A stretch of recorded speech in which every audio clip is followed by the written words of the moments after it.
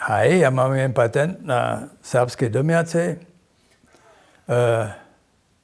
Tun jsem já liče 15 docpěl, 2015. A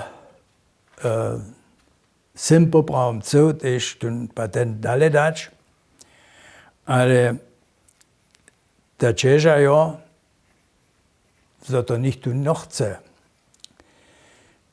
Te němské kolegy praja, to je serbská domiaca, to oni nechceža.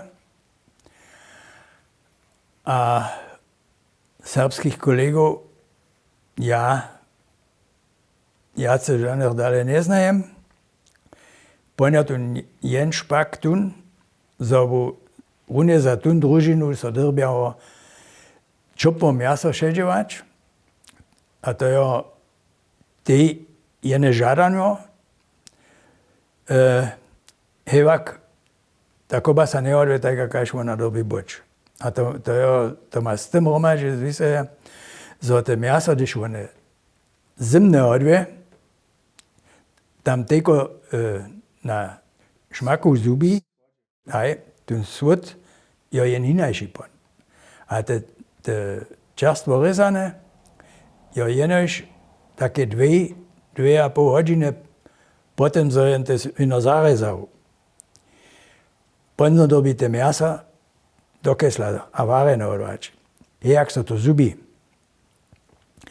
A když to jen kolega dženca nemže, ponun ten patent dostač nemže.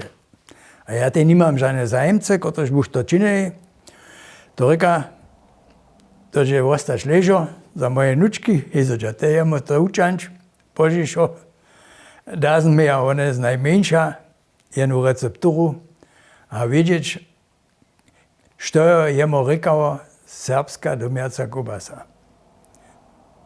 To a to, što so neke poskyča jako to už to nejí.